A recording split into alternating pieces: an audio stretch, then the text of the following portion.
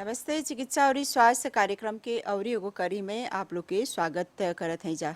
जी हाँ, स्वास्थ्य संबंधी ई प्रोग्राम में जैसे कि जाने जा कि हमने स्वास्थ्य मंत्रालय के प्रतिनिधि लोग के आमंत्रित करिया जा, जे लोग हमनी के जानकारी देवे जा।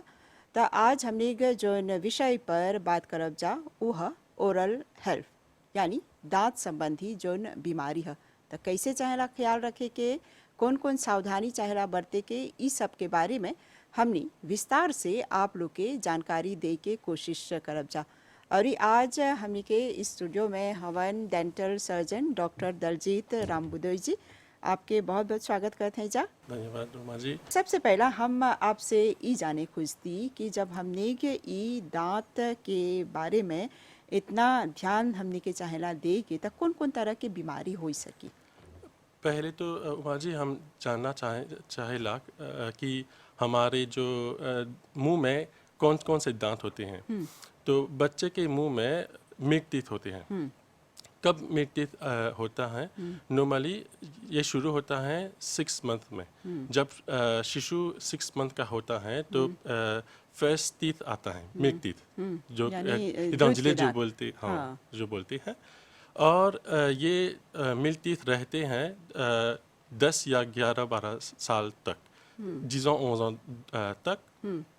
तब क्या होता है, पहले जो दांत निकलता है परमानेंट टूथ, ये निकलता है 6 इयर्स में, 6 इयर्स में। लेकिन उसका बहुत से लोग जानते हैं कि पहले मिल्क टीथ आते हैं, बाद में परमानेंट टीथ आते हैं। लेकिन ये जो 6 इयर्स में जो पहला परमानेंट टीथ आता है, ये उसका कोई प्रीडेसेसर नहीं है। यानी कि उस जिले जो हिलने शुरू होता है, उसके 6 इयर्स में जो दांत निकलता है, उसका कोई प्रीडेसेसर नहीं है। वो मसूरों में इरप होता है, हाँ, यानी अंदर से निकलती है। हाँ। लेकिन इसका ये जो 6 इयर्स है, एक बहुत महत्वपूर्ण लाज है। हाँ। क्योंकि 6 इयर्स से बच्चा बहुत सारे खाजे करने के लिए बहुत सारे बहुत इम्पोर्टेंट है। 11-12 साल तक ये जो मिल्क टीथ रहते हैं, उसके बाद निकलता है परमानेंट टीथ। परमानेंट टीथ बहुत सारे लोग उमा जी बोलते हैं कि मिल्क टीथ इम्पोर्टेंट नहीं है। क्योंकि 2-3 साल के बाद वो मिल्क टीथ परमानेंट टीथ में बदल जाएंगे। बहुत सारे पेशेंट जो आते हैं वो बोलते हैं, डॉक्टर साहब उसको निकाल दीजिए, उसका ज़रूरत नहीं है। लेकिन मिल्क टीथ बहुत ज़रूरी है, क्योंकि ये जो मिल्क टीथ हैं एक स्पेस को, एक जगह को मेंटेन करते हैं।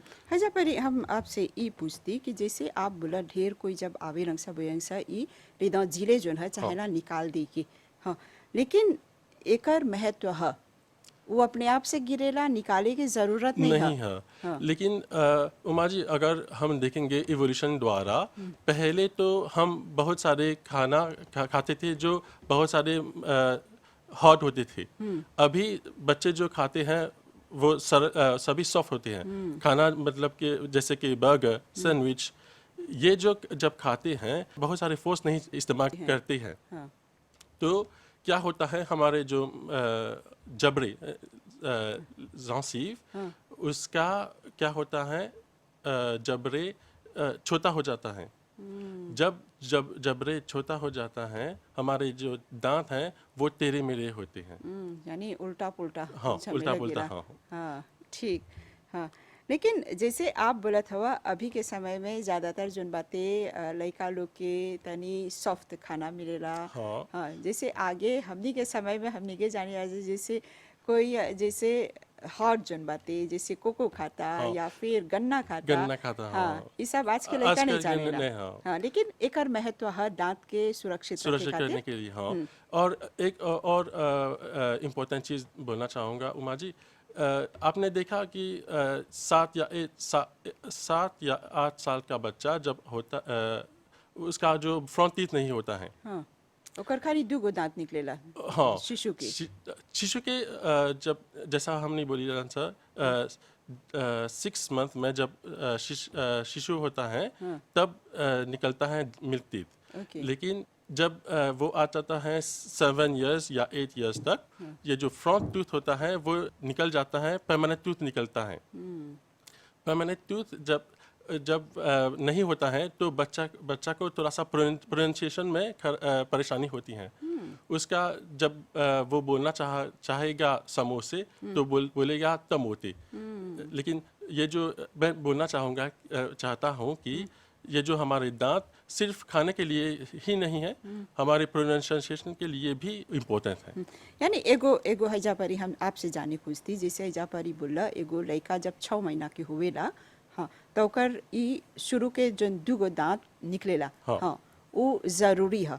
हाँ, क्यों ज़रूरी है? क्योंकि अगर वो दांत ठीक से नहीं निकलते हैं तो क्या होता है, तेरा मेरा दांत निकलता है। त मन ई कबो होल बाते कि एगो लड़का जोन बाते 6 महीना के लड़का बाते ओकर शुरू के उ दांत नहीं निकलेला, बात हाँ। ऐसन मामला?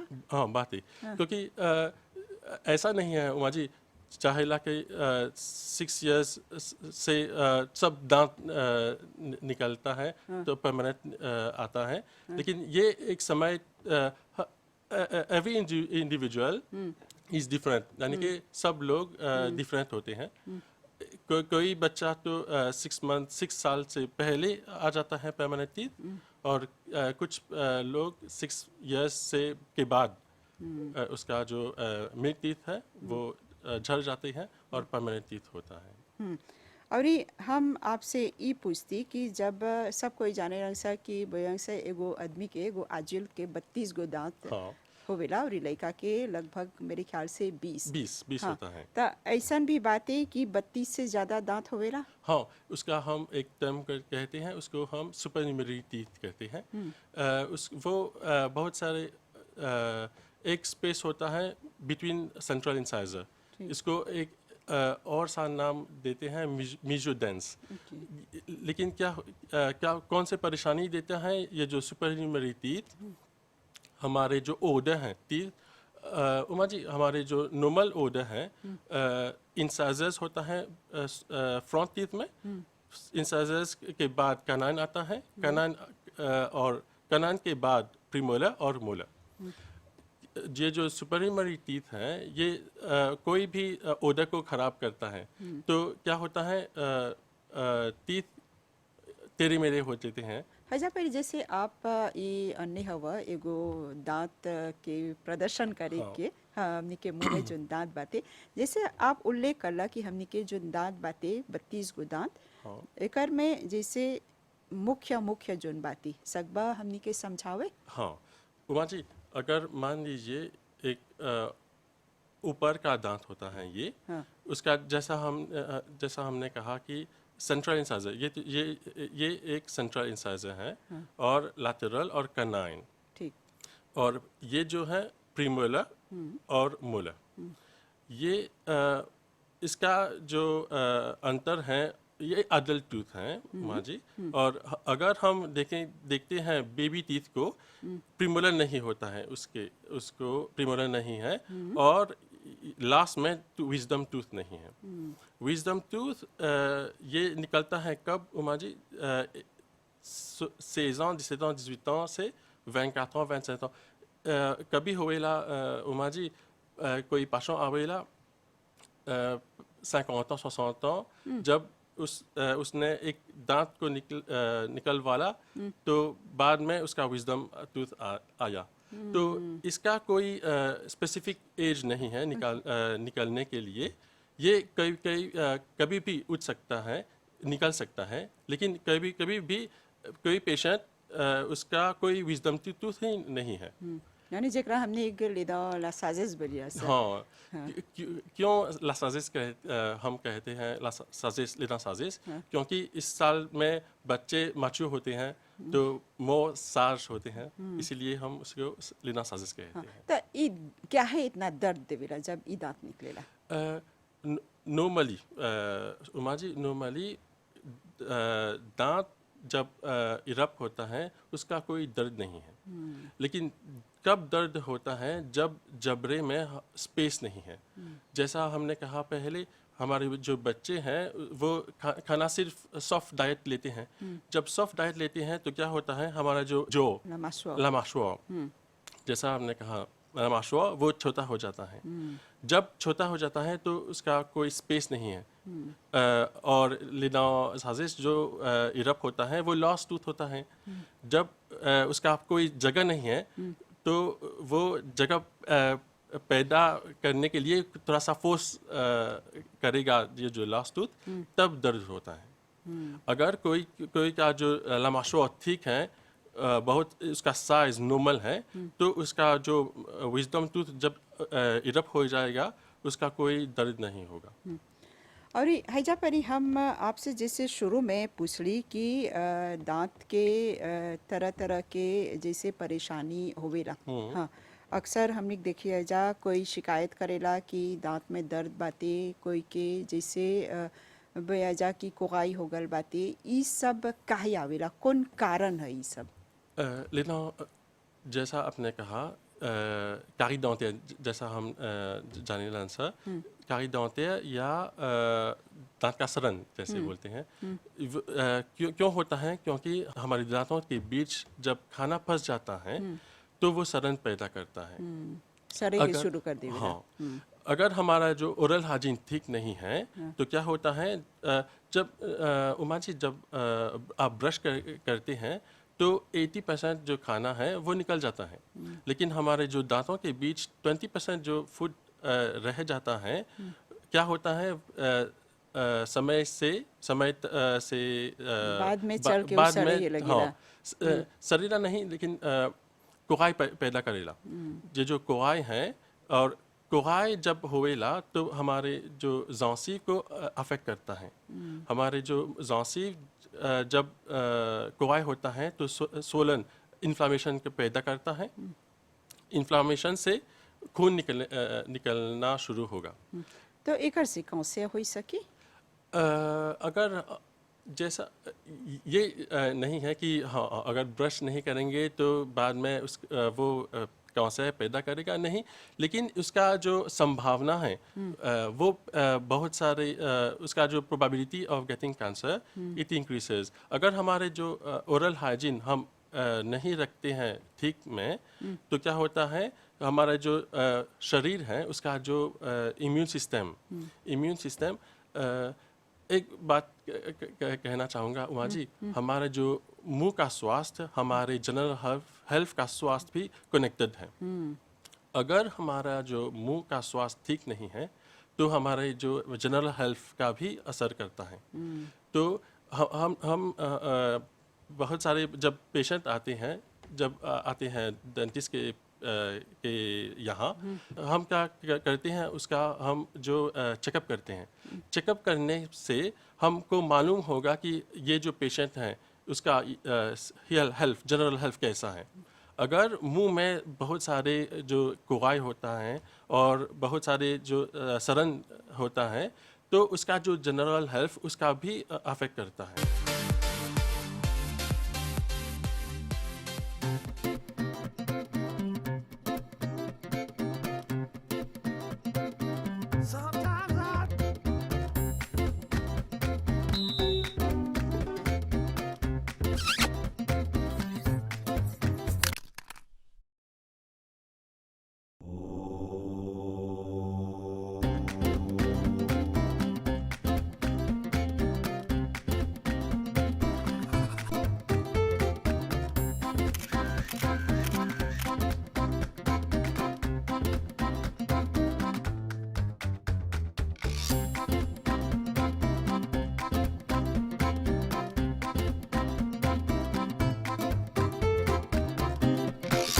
जैसे बोला सा कि एक दिन में दुहला चाहेला दांत ब्रश करे के, हाँ, लेकिन ढेर कोई जो हवन सा जल्दबाजी में ब्रश करे रंग से कर, पर आप कौन सी बोल? ओनली टू मिस, ध्यान से ब्रश करिए। एग्जांपल देते हैं कि फ्रांस में तो पहले तो ब्रेकफास्ट करते हैं, बाद में ब्रश करते हैं। इसका हाँ, वो ठीक होता है, लेकिन एक प्रॉब्लम है, जब हम खाना खाने के तुरंत बाद ब्रश नहीं करना चाहिए। जब हम बहुत सारे जो एसिडिक फूड लेते हैं, हमारे जो इरोजन, टूथ इरोजन मतलब कि हमारे जो दांत में इनामेल होता है उसका इरोजन होता है।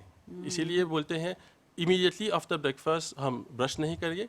1 घंटे या 30 मिनट्स या 1 घंटे के बाद आप आराम से ब्रश कर सकते हैं। नो और जैसे अक्सर दिख रहा जा कि मुंह से कोनो आदमी के या फिर लड़का के भी जैसे बदबू आवेला, तो ई सब ठीक से मुंह साफ नहीं करला से या फिर कौन कारण है? उसका मुख्य कारण है हमारा जो ओरल हेल्थ है वो ठीक नहीं है।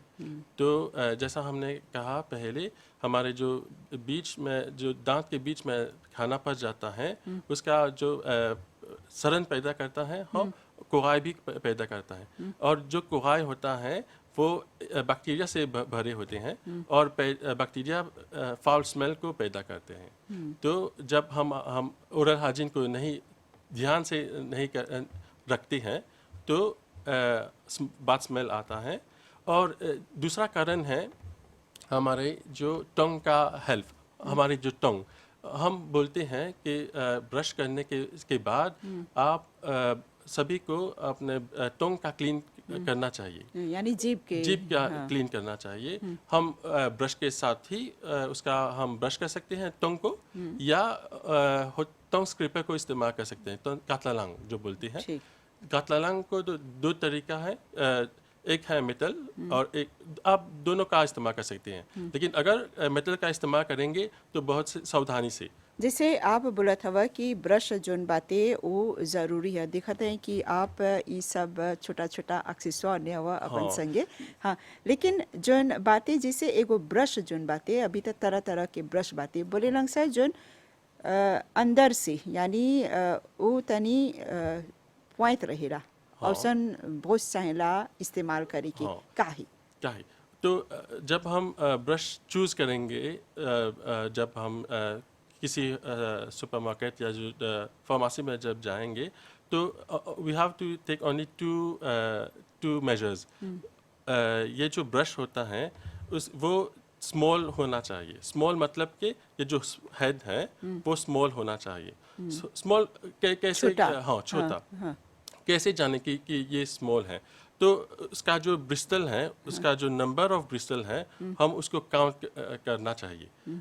अगर ये हम काउंट करते हैं स्टार्ट से एंड तक, उसका 8 या 9 टफ्ट होना चाहिए।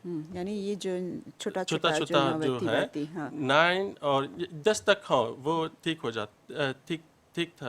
हाँ। लेकिन अगर बहुत 11-12 टफ है तो ये जो हेड है वो बड़ा होता है। तब क्या होता है, ये जो लास्ट टूथ हम उसके साथ नहीं ब्रश कर सकते हैं। ये जो लास्ट टूथ है हम उसको ब्रश छूट नहीं जाता है। छूट जाता है। और ये इसीलिए हम बोलते हैं जब विजडम टूथ, उसका जब कोई भी जो इंडिविजुअल है उसका विजडम टूथ है, तो वो चाहेला उसको ब्रश के लिए एक छोटा सा ब्रश ले। ओके, ठीक। और ये जो भी टफ्ट है यूनिफॉर्म होना चाहिए, जिगजैग नहीं होना चाहिए। ठीक, हाँ। और ये जैसे आप बोलत हवा कि दांत में जैसे बातें खाना फंस जाला, लेकिन ढेर कोई बातें जैसे वो टूथपिक्स लेवें सा या फिर कोनो एगो लकड़ी लेवें सा, ऐसे डाल के निकाले की कोशिश करें सा, हाँ। लेकिन आप कौन सुझाव देबा? नहीं, टूथपिक आप इस्तेमाल कर सकते हैं, लेकिन रोज़ नहीं करना, रोज़ नहीं करना। कारण को काहे खातिर? क्योंकि वो बहुत शार्प होता है। जब शार्प होता है तो क्या होता है, कई बार हम हमारे मसूरों जांसीव जो है हम उसको हर्ट कर सकते हैं, ठीक। और ये पैदा करता है इन्फेक्शन। तो क्या होता है, इसीलिए उसका एक तरीका है, हम नॉर्मल ओरल हाइजीन रखें, टूथ ब्रश के साथ हम ब्रश करें, और ब्रश करने के बाद हम फ्लॉस का इस्तेमाल करें।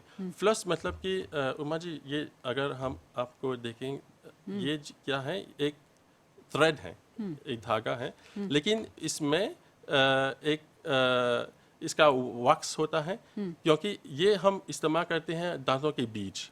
अगर उमा जी, अगर आप देखेंगे हमारे जो दांत के बीच में स्पेस है, हम ब्रश करते समय ये सरफेस को हम ब्रश करते हैं और ये सरफेस को, लेकिन दांतों के बीच का सरफेस हम छोड़ छूट देते जाता हैं। है, हाँ। ये जो डेंटल फ्लॉस है, ये इस्तेमाल होता है दांतों के बीच को साफ करने के लिए। हाँ, यानी ब्रश करते समय ही एक रचायना इस्तेमाल करेंगे हाँ। या फिर बाद में भी सकब जा? दोनों आप पहले फ्लश कर सकते हैं या बाद में भी फ्लश कर सकते हैं, लेकिन ज़रूरी है फ्लश करने के लिए। और कोई भी इंडिविजुअल होता है, जब उसके दांतों के बीच का स्पेस बहुत अधिक थोड़ा है, सन बड़ा रहेला। हाँ, तो ये इस्तेमाल कर सकते हैं। ये क्या है? ये एक इंटरडेंटल ब्रश है।